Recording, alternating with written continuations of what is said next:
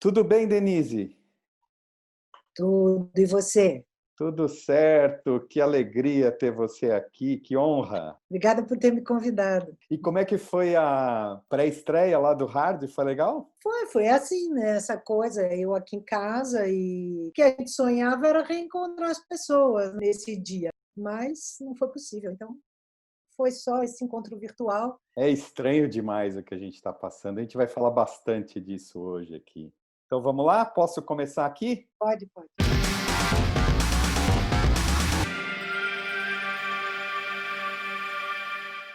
Muitas vezes, quando um profissional da minha área diz que tem 20 e poucos anos de idade, eu brinco dizendo que a minha calça tem 20 e poucos anos de idade. Hoje eu tenho a honra de entrevistar uma das grandes atrizes do nosso país, publicamente admirada e respeitada por vários colegas de peso do teatro, cinema e TV do Brasil, e que tem de carreira a minha idade, 50 anos. Que maravilha, Denise Del Vecchio! Uma alegria imensa ter você aqui no Convida 19. Bem-vinda! Obrigada, obrigada, Sorriso.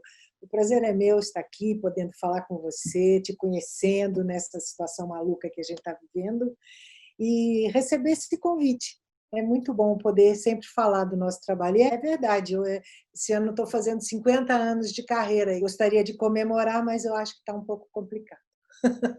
Denise, o primeiro set que eu tenho lembrança foi com 4 para 5 anos, em Santos, em frente à casa dos meus pais, onde era o Asilo dos Inválidos, no José Menino.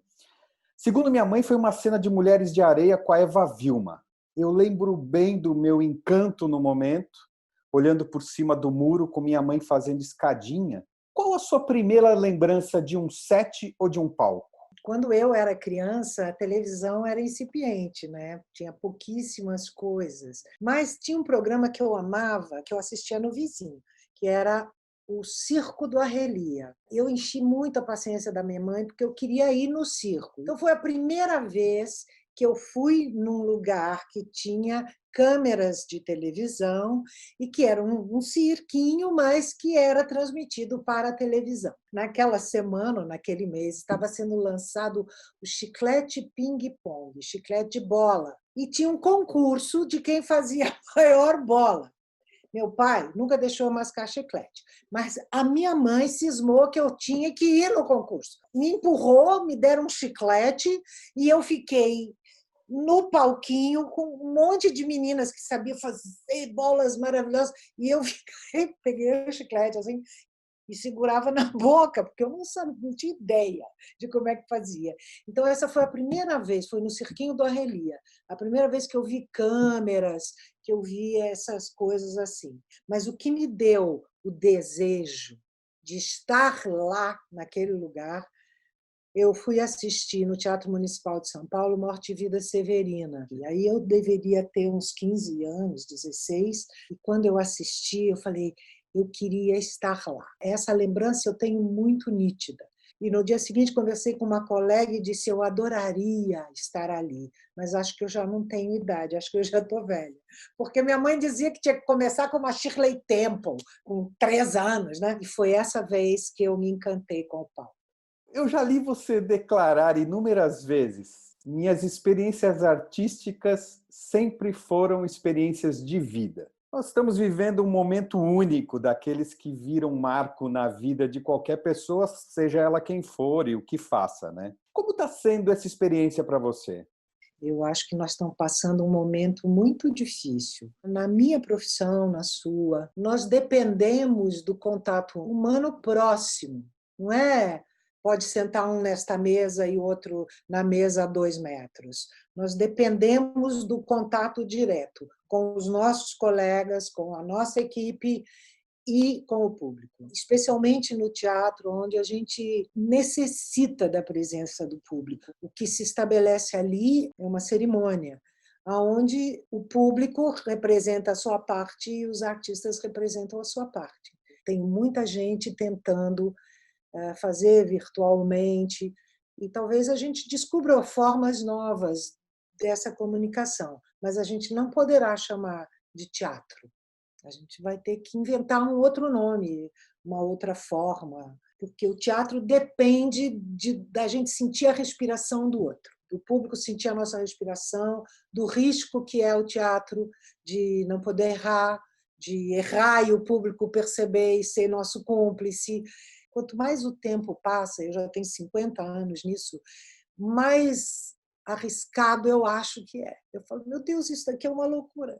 Quando eu fico na coxia esperando para o terceiro sinal, eu falo, mas por que eu estou me arriscando tanto? Esse risco que o teatro te apresenta, que é o andar na corda fina, na corda bamba, ele é maravilhoso, ele te joga adrenalina para nós, para o público, ele te põe vivo. Eu nunca imaginei que chegaria um momento, a essa altura da minha vida, que apareceria um vírus que paralisaria o mundo, porque a gente acha que é tão desenvolvido, que a ciência está tão cheia de recursos e, de repente, um bichinho desses, que nem se sabe se tem vida ou não, contamina o mundo, mata milhares de pessoas e prende dentro de casa milhões, bilhões de seres humanos. Não tenho condições de avaliar exatamente o que está se passando. Eu sei que está sendo muito difícil. Começa com a saudade das netas, do filho, da irmã. Nesse período, ainda há um mês atrás, eu perdi meu pai.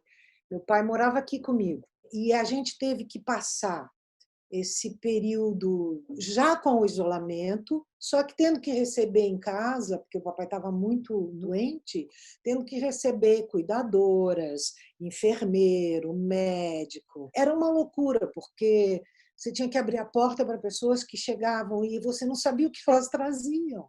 E elas vinham para ajudar. Aí você tem que fazer um funeral onde não pode ter velório, onde o velório pôde durar apenas 1 hora com 10 pessoas. A gente nem imagina que cada casa deve estar passando, que cada pessoa deve estar vivendo. Nós temos que recomeçar. Olha, primeiro eu queria te dizer, eu perdi meu pai há alguns anos e sei o quanto é difícil. Aproveito para deixar meu abraço a você e sua família. Obrigada. Em 2018, você atuou na peça Caixa de Memórias, de José Eduardo Vendramini, que fala do impacto que as perdas em família, a solidão e o afastamento dos entes queridos causam nas pessoas. E esse é exatamente o cenário que nós temos agora, no isolamento social. E que também deixa a porta aberta para a depressão nas casas de muitas pessoas e famílias. Você acha que os artistas, principalmente com as lives e através das mídias sociais, acabaram tomando para si a responsabilidade de não deixar essa peteca cair?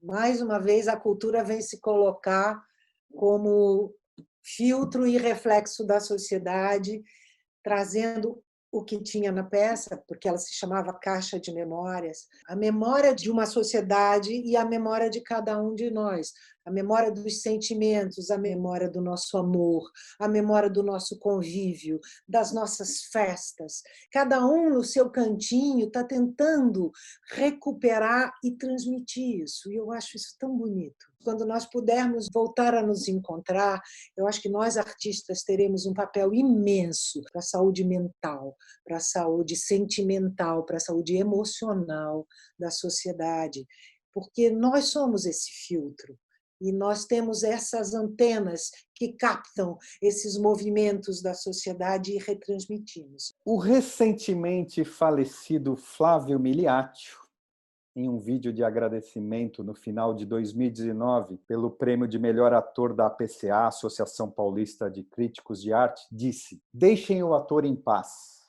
O ator não oferece perigo.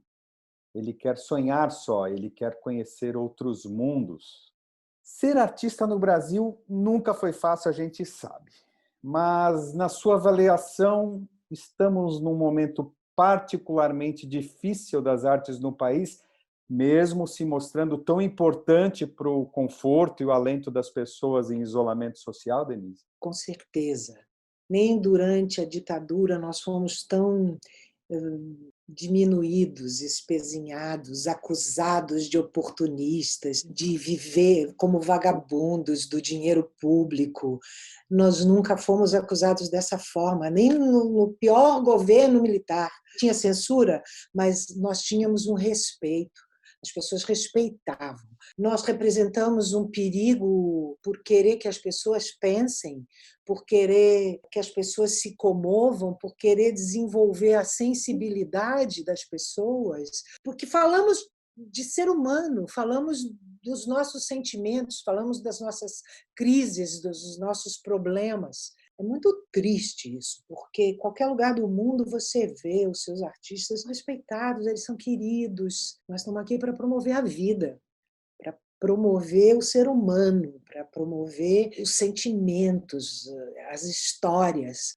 É um disparate isso que nós estamos vivendo, é inacreditável, inaceitável. E o que é preciso fazer para que nossa cultura, tão valorizada no exterior, alcance o patamar de importância devida aqui no nosso país? Não há a menor possibilidade da gente ser bem tratados nesse regime que está se impondo no Brasil.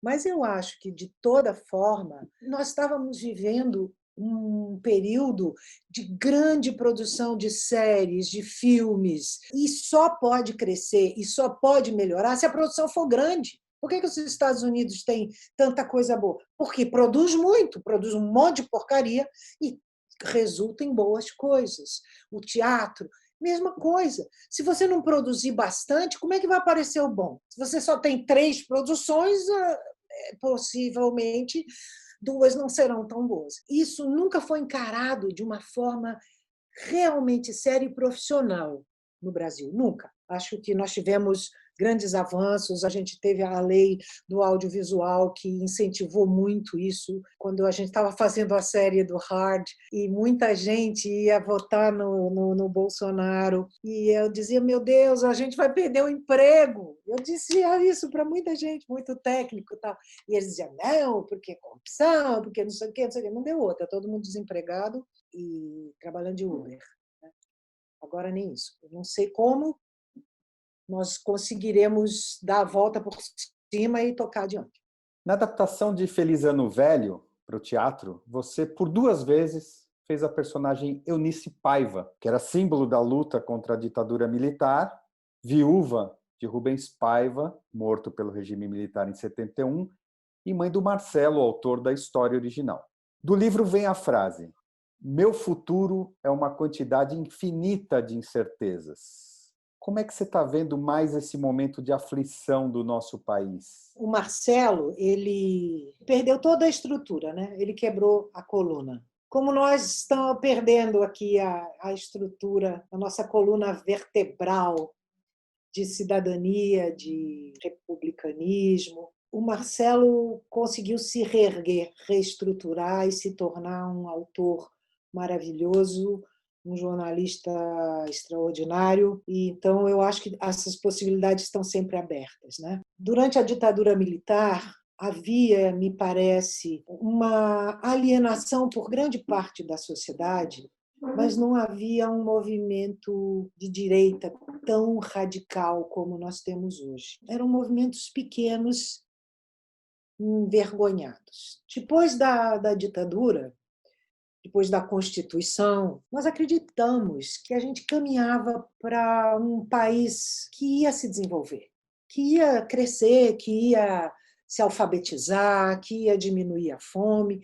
E eu acho que, aos trancos e barrancos, isso estava se apresentando. A gente vinha se organizando, tentando ser um país decente, um país mais justo. Isso era reconhecido internacionalmente. E, de repente, nós perdemos isso tudo. De repente, nós passamos vergonha, porque sai todos os dias nos jornais do mundo inteiro achincalhando, avacalhando com a gente, falando como é que chegou nisso. Eu acho que essa é a enorme diferença. A ditadura foi imposta. E esse Estado que nós estamos vivendo agora foi escolhido. Pobre da nossa bandeira, está tão desmoralizada, né? Eu não entendo. O que essa gente quer? O que eles esperam? Qual é o projeto?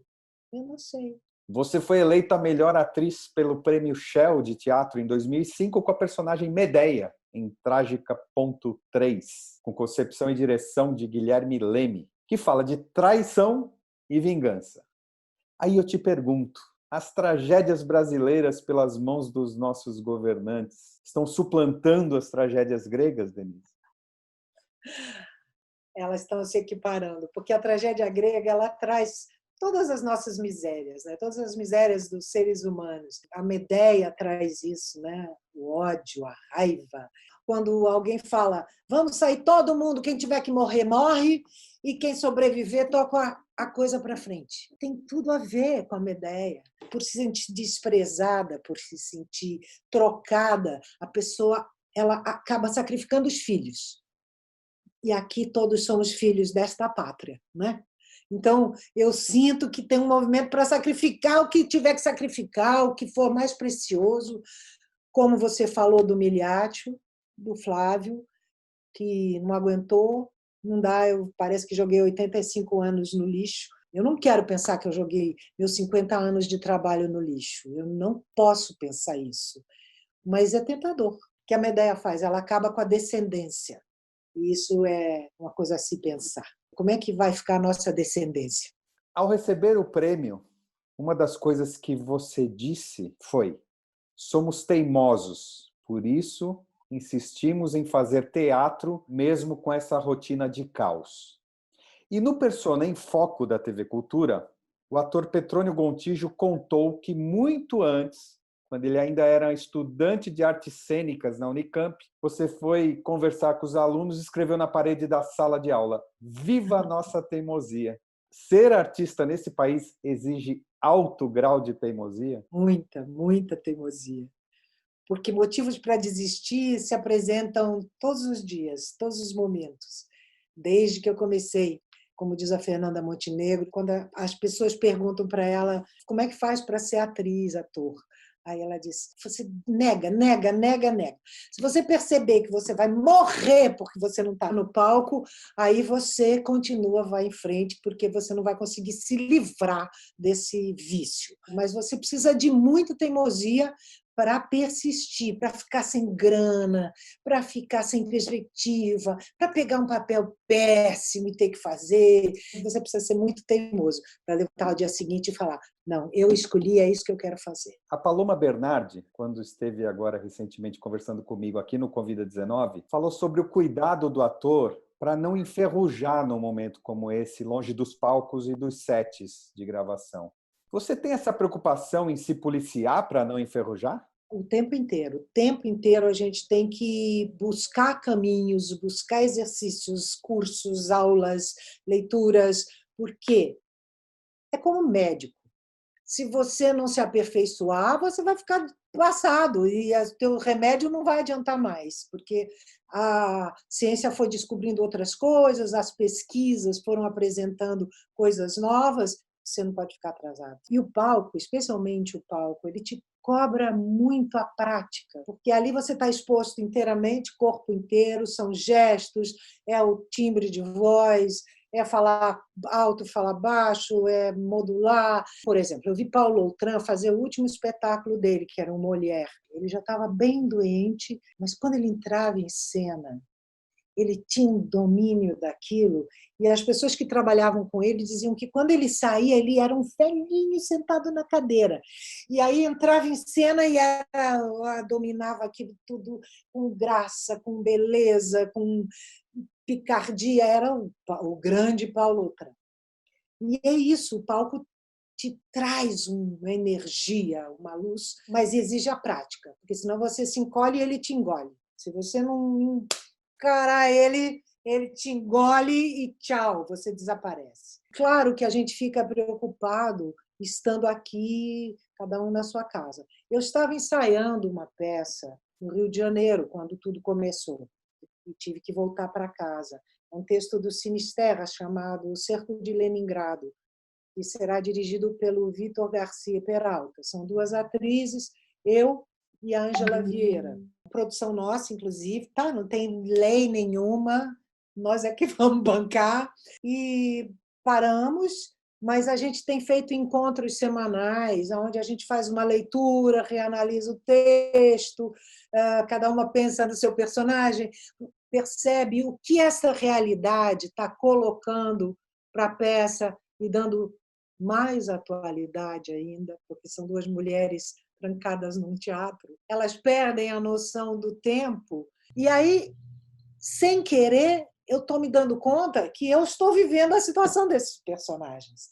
A gente está vivendo, porque lá fora tem um cerco, a gente está entrincheirado dentro de casa e você vai perdendo a noção do tempo, das coisas. Quando que aconteceu? O que foi? Onde está tal pessoa? Já morreu? Está vivo? Foi uma coincidência, mas ele veio calhar justamente com essas personagens que eu e a Ângela estamos fazendo. A gente vive passando o WhatsApp. Quando a gente descobre uma coisa, fala assim: Ângela, eu fiz um laboratório em casa hoje, porque as ruas estavam vazias e tudo, e não vi ninguém pela janela. Então, é uma coisa assim, que a gente fica se trocando informações que têm a ver para a personagem.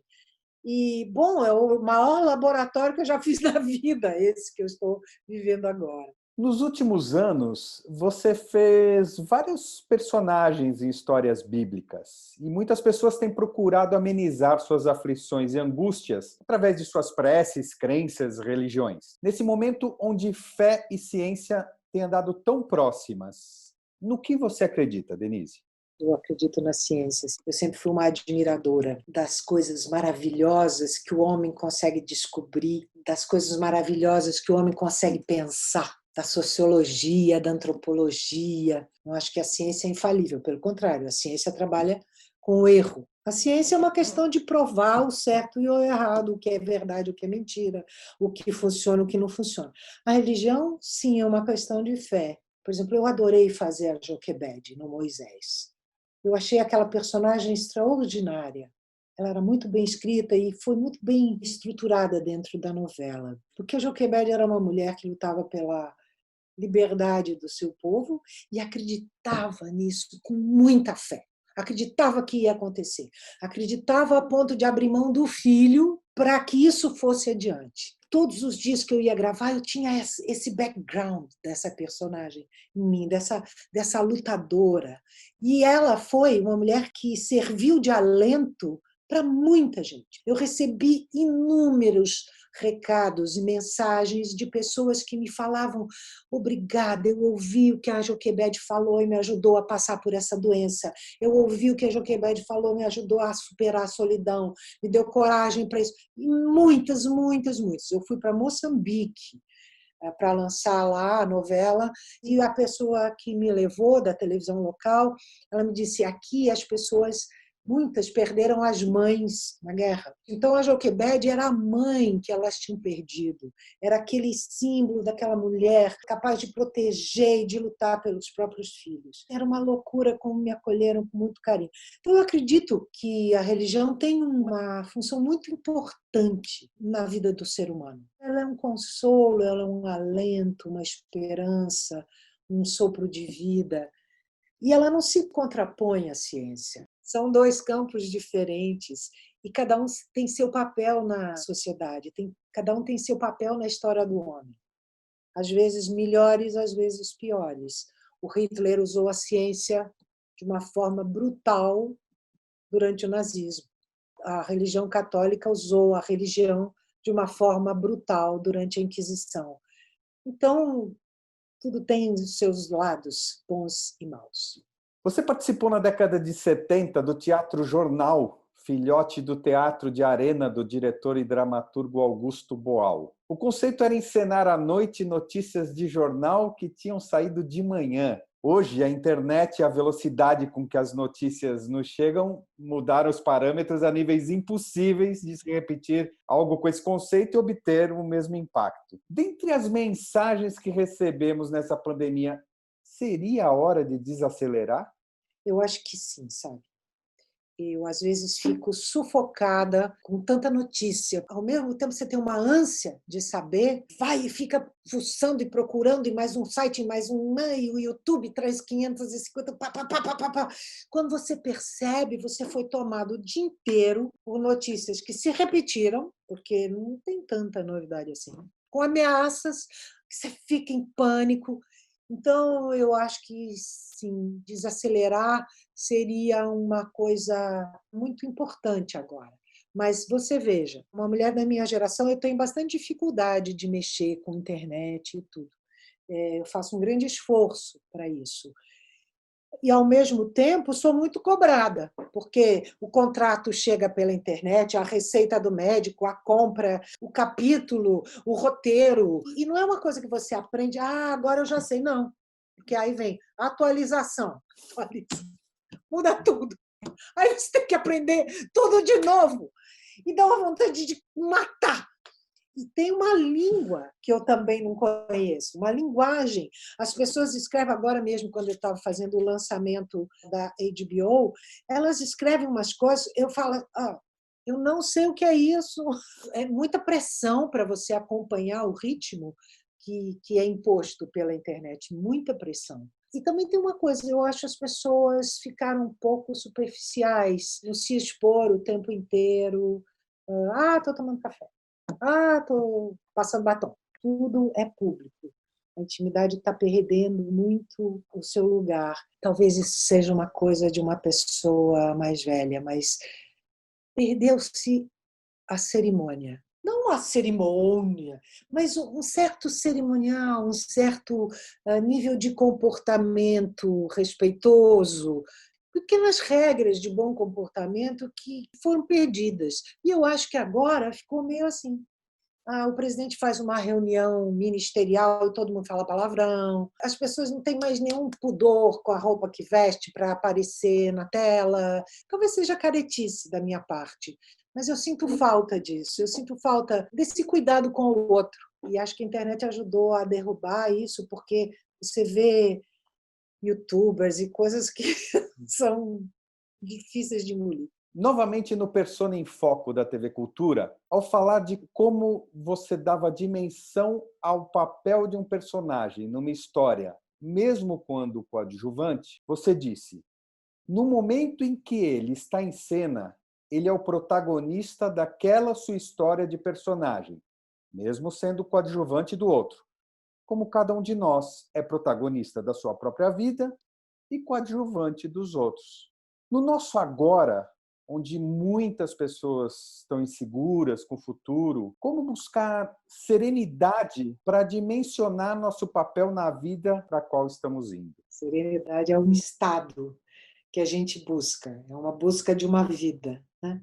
Eu fico com inveja de quem consegue meditar, eu não consigo, para tentar atingir esse estado de serenidade. Mas os papéis da nossa vida estão postos. Os caminhos que a gente toma são, em parte, escolhidos por nós mesmos e, em parte, determinados pelo destino, como agora, que o destino determinou que nós fiquemos em casa. O que a gente vai fazer com essa tragédia que o destino nos colocou? Ter a serenidade para tentar ficar vivo, se protegendo o máximo possível, buscar tranquilidade para ter saúde mental. Eu já tive uma depressão fortíssima há milhares de anos atrás, eu fiz muito tratamento, então a depressão é uma coisa que eu conheço, e que quando ela começa a botar o dedinho de fora, assim, eu falo, não, vem, e tento encarar isso, esse papel que a vida nos impõe, com serenidade. Tento. Você, além de atuar em vários trabalhos como mãe, também é mãe